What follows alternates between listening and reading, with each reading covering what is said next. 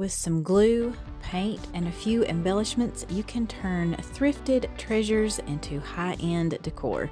Check out what I've got for you guys today.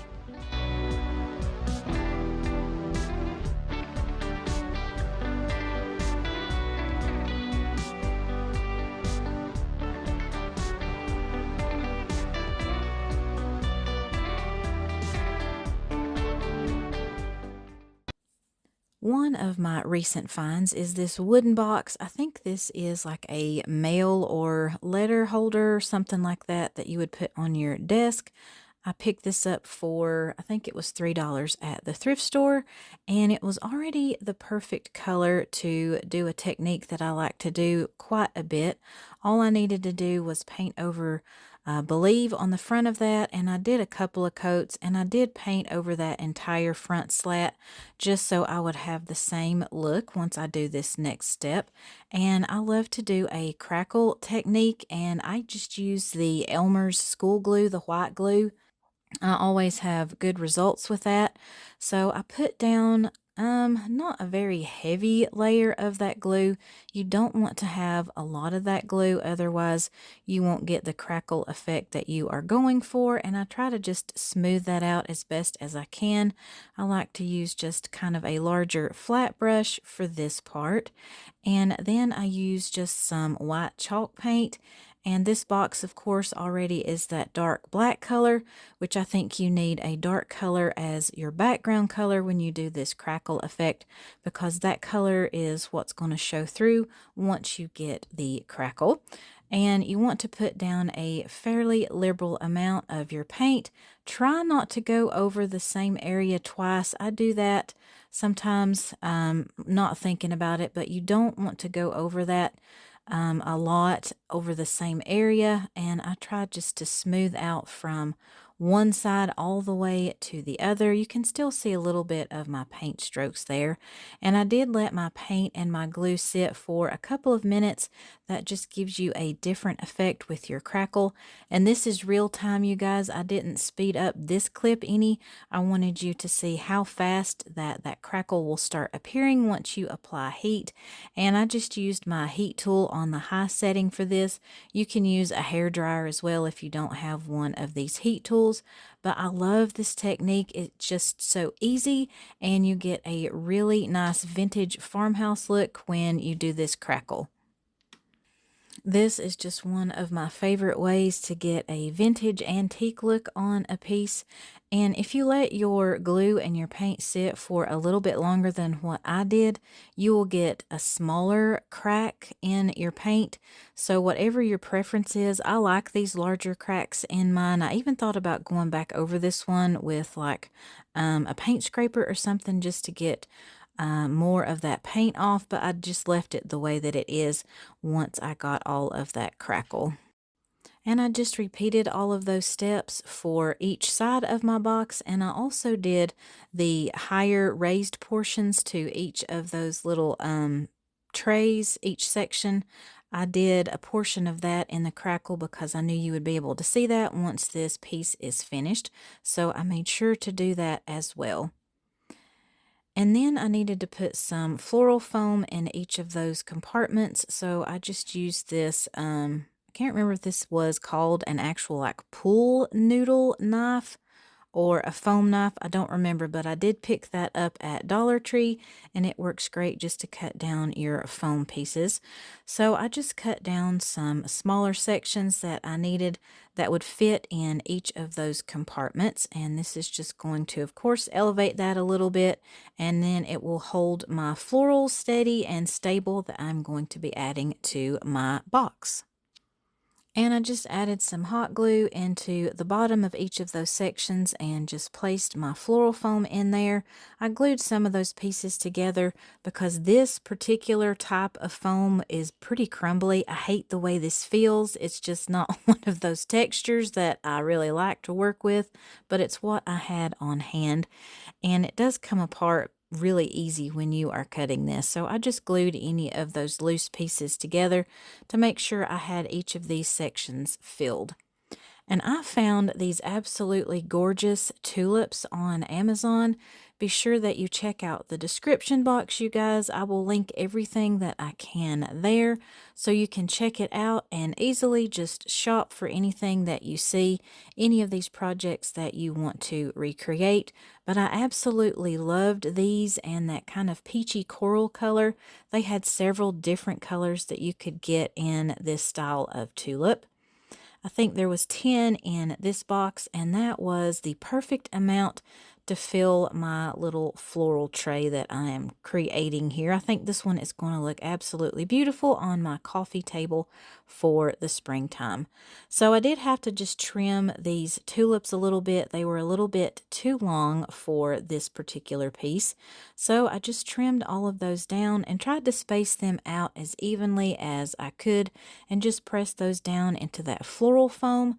Some I did have to add some hot glue to just to make sure that they would stand up straight. And if tulips aren't your favorite, you can find a really nice variety of fake flowers on Amazon.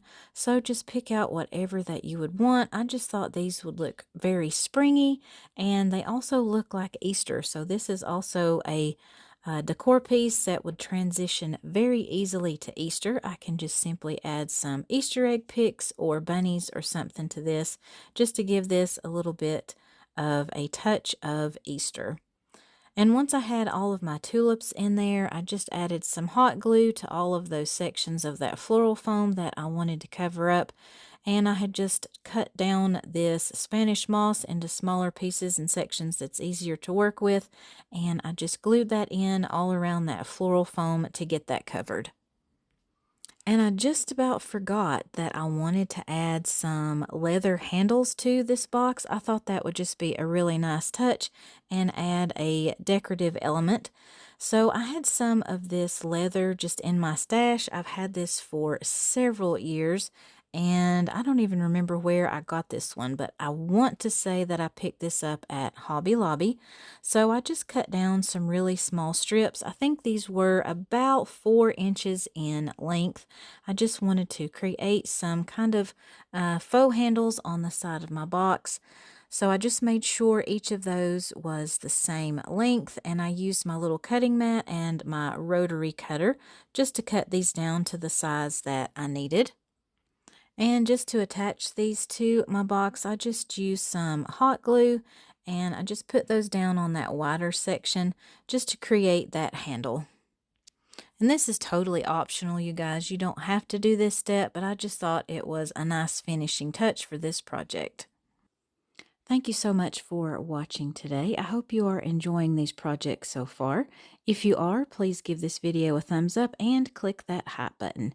If you are new here, welcome to my small little corner of YouTube. I'm Alicia, and I would love to know where you are watching from, so let me know in the comments, and I'm so happy that you are here today. Now let's get back to our featured projects.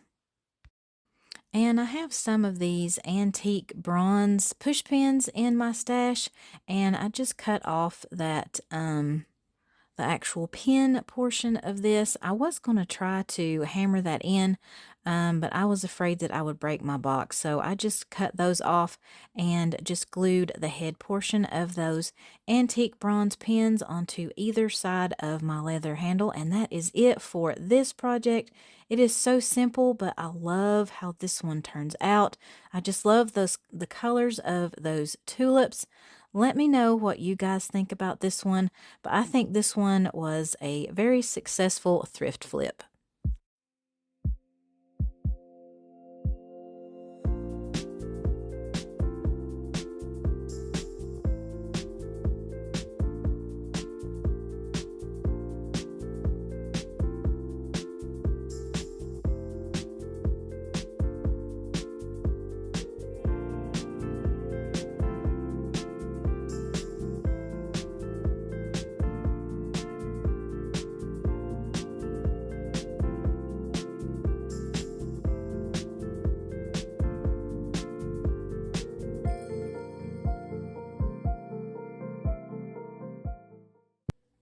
I found this really detailed candle holder and this basket that looks like an apple, and I'm going to be combining these two things to make a brand new home decor piece that I really think that you guys are going to love. I know I do. So I wanted to remove that hanger on the top because that did make it look more like the apple because it had the leaf.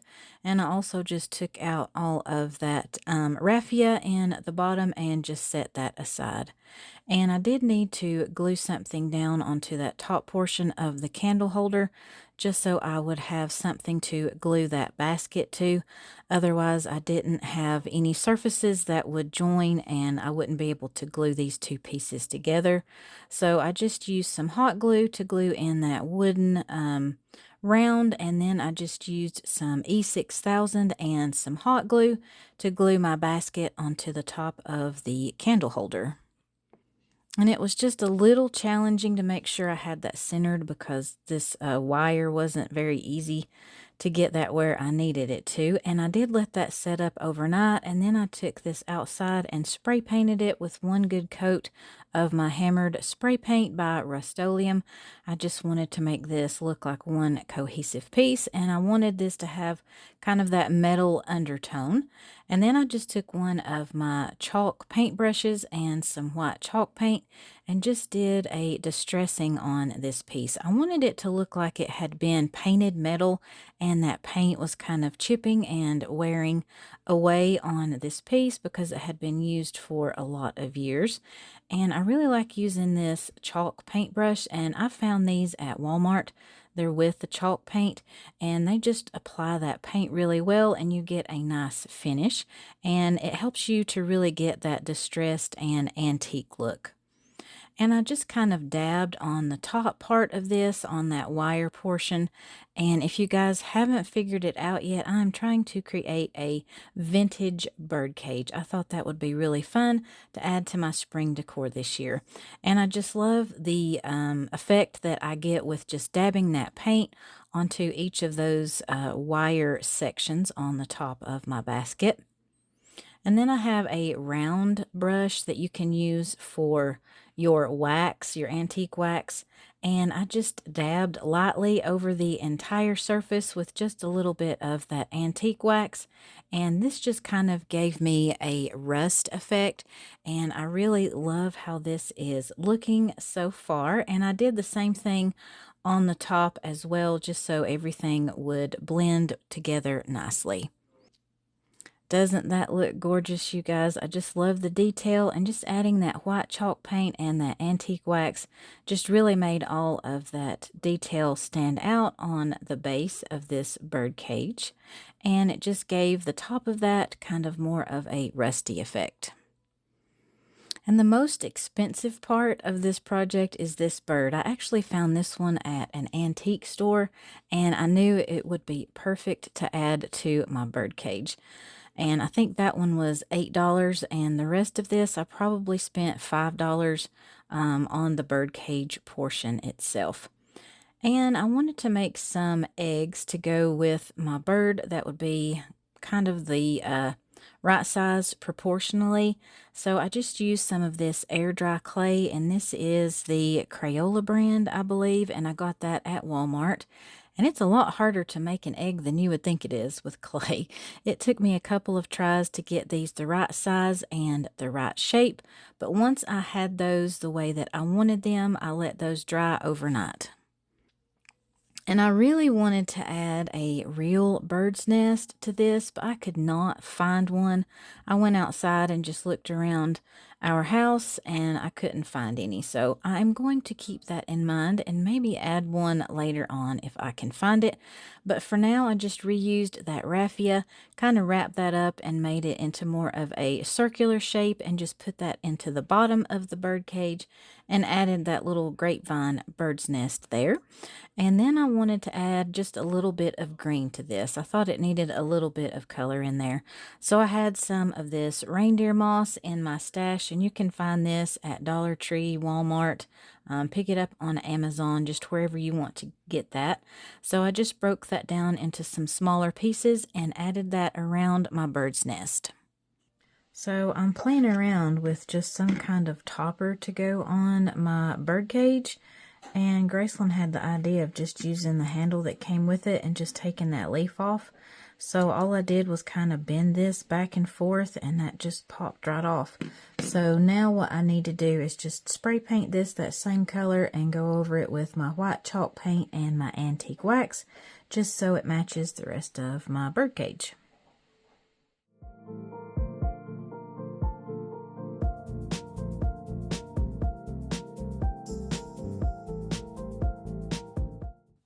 So my eggs have dried overnight, and I wanted to paint them a blue color, and I had this pool color from Waverly Chalk Paint. It's just a really pretty light blue, and that is what I decided to paint my eggs. I did do a couple of coats of that paint just to get the coverage that I needed.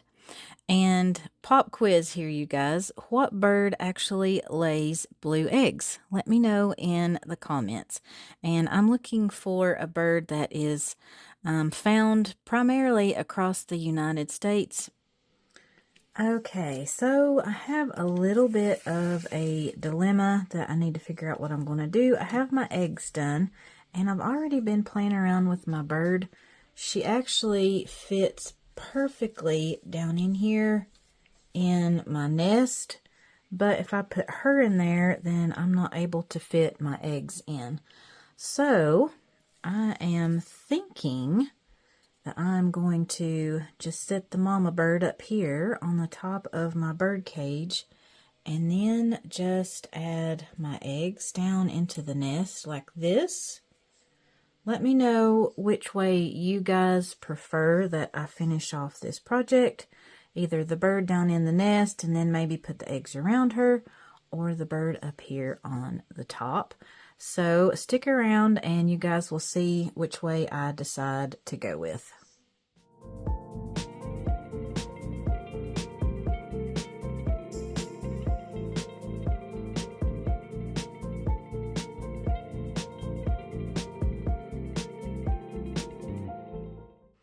Okay, so I decided just to glue my little bird on the top, reattached my handle, and then I just laid my eggs in the nest. I didn't even glue those in because if I am able to find a real bird's nest, I don't want any glue in here, so I can easily just take everything out and add that nest and replace my eggs in there. So that is what that looks like so far. I love how this is turning out, and I can't wait for you guys to see the final reveal. I've pulled out several different pieces of fabric. This is just a scrap piece that I had. I like this floral print. I think this blue will match my eggs really nicely. And then I have some white, kind of an orange color, and then more of a teal turquoise color. So what I'm going to do, I'm just going to cut some small slits down at the bottom of each piece of my fabric, and then I can easily just rip some of those pieces. I love doing this. Stress relief right there, you guys. So I just rip some of my pieces of fabric, and then when I have enough, I will start assembling them to make a messy fabric bow. The way I like to make my fabric bows, I just start with one piece of fabric and get another piece. I like to layer them, of course, with your different colors and stuff. Just crisscross them like an X until you have the bundle size that you want for your bow. And I will keep kind of laying this over here next to my bird cage just to see if it's as full as I want it before I tie that together. So now all you have to do, just keep layering your pieces. I like to pinch it in the middle, kind of twist it a little bit, and just let it hang down, excuse me, and see what it looks like. You might want to trim up any of those extra strings or anything like that. So I'm just going to keep working on my bow, and then I will tie everything together with some jute twine.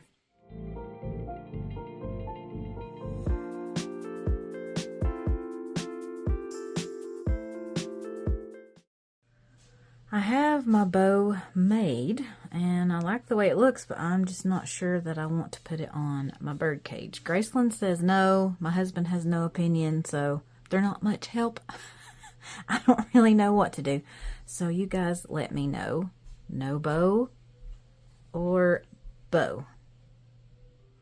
My son's vote was no bow, so I guess I'll leave it off of this project, but I still want to know what you guys think.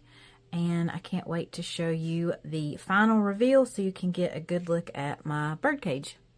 I love how my bird cage turned out. I think this is actually a piece that you would find in an antique store. I just get all of those vintage antique vibes from my finished piece, and I really like the way that my paint and the rust technique turned out. So let me know what you guys think about this one.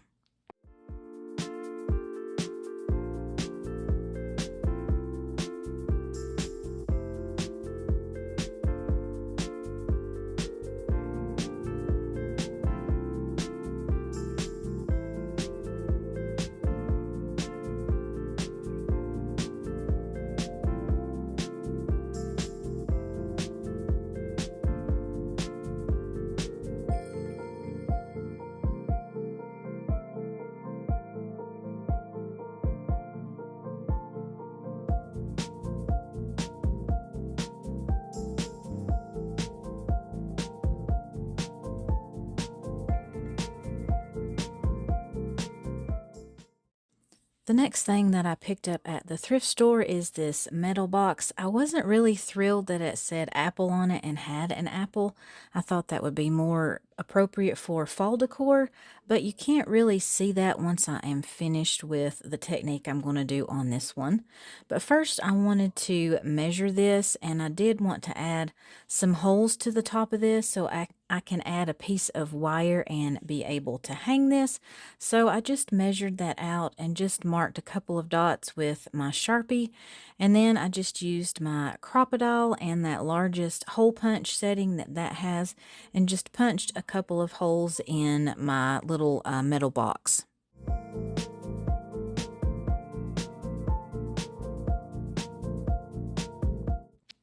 And then I borrowed my son's silver spray paint, and I took this outside, and it only took one coat to get the coverage that I wanted for this.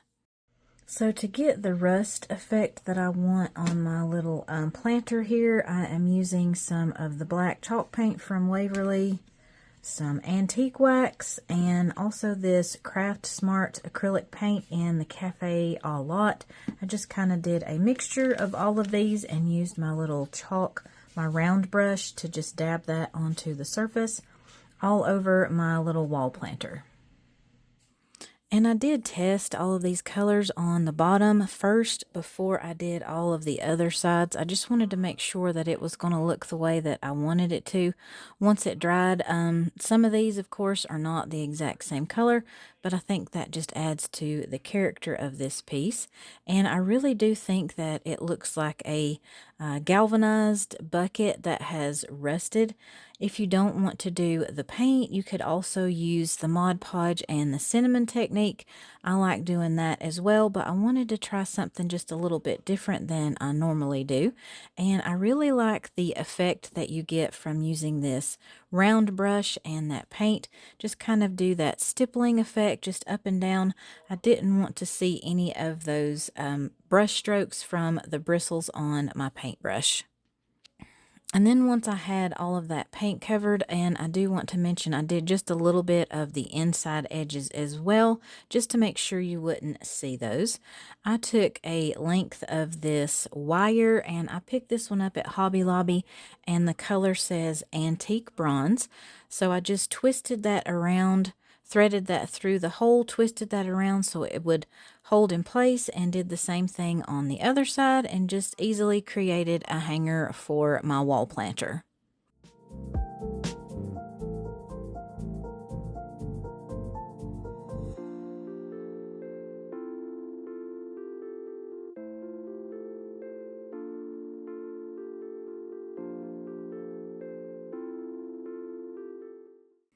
I needed to add just a little bit of filler to the bottom of this, so I used just some grocery bags. These are just Walmart bags, so use whatever that you had on hand. And I also grabbed this wire basket. I've had this in my stash for a while, and I just cut down a smaller piece of this to go over the top of those grocery bags. And I just tried to fit that over the top of these and made sure that it would be a good fit on the inside of my planter. And I also grabbed several florals that I had. I found all of these at Dollar Tree. Some of them just said greenery. Some of these said boxwood, gypso, just a lot of different things that I thought would look kind of like wildflowers, maybe something that you would find in a springtime meadow. And I just cut those down into smaller pieces to work with. So my grocery bags and then this piece of wire basket is going to help hold my little floral and greenery picks in place. So I can just pick whatever one that I want to do and just put in between all of the little wires of this piece, and that will help hold everything where I want it and hopefully not have to use any hot glue. We'll see while I keep adding all of my pieces. And then I think I'm going to add either some of my brown wrapping paper on top to hide this or just some Spanish moss. We'll see what I decide to do once I get all of my florals added in here.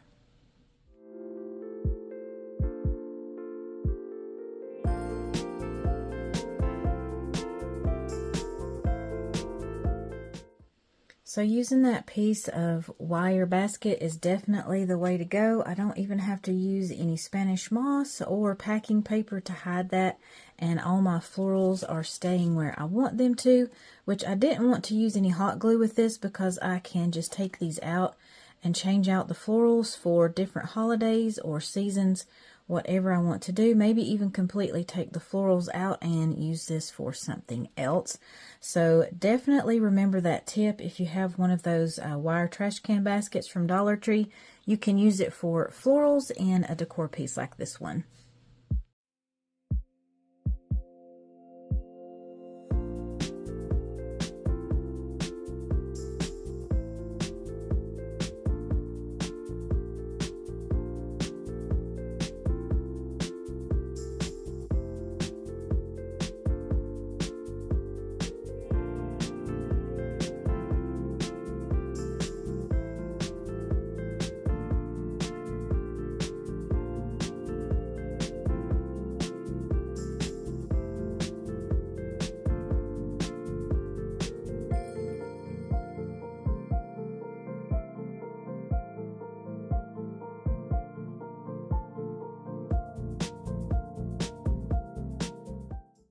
I found a couple of different floral patterns of teacups and saucers at the thrift store, so I picked up 2 of each of the same pattern. I really like this purple floral design with those pink embellishments there. I think that one is my favorite pattern.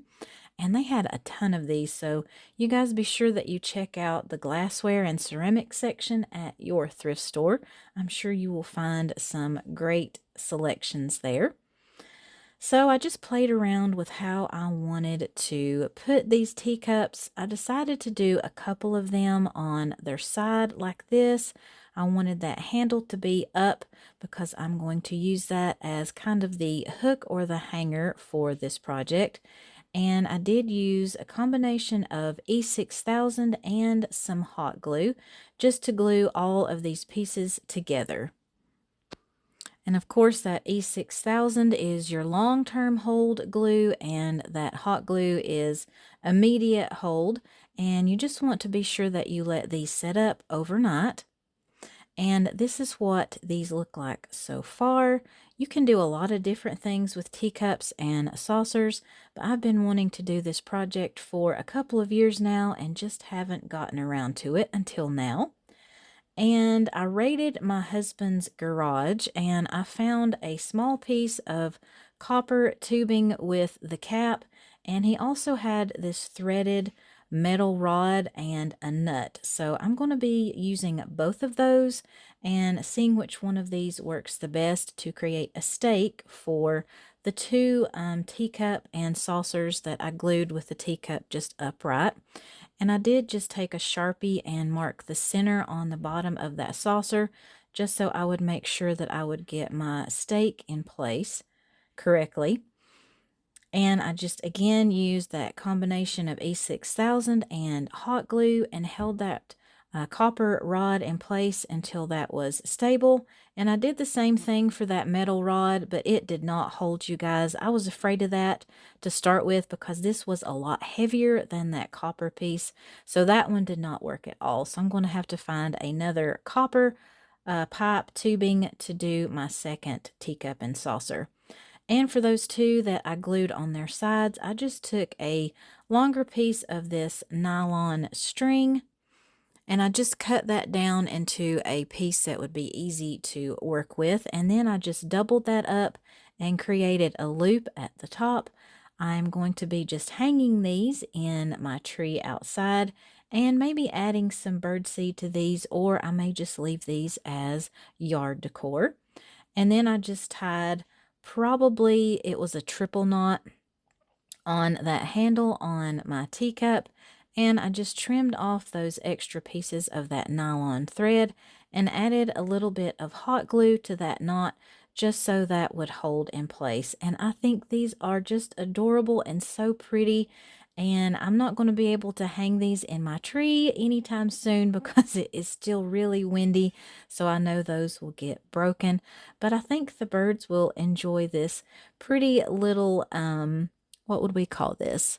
Birdseed feeding area, bird feeding area, something like that. But I think they will enjoy these. Let me know what you guys think about this idea.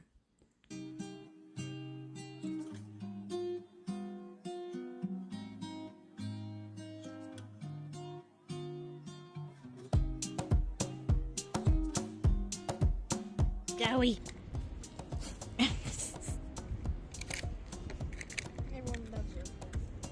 Joey. Joey.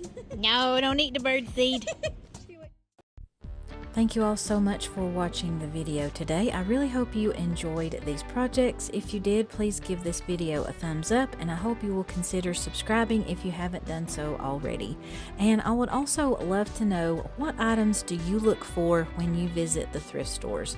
Is it the ceramic items, glass, wood, anything like that? Let me know in the comments. I hope you all have a blessed day, and I will see you in the next one.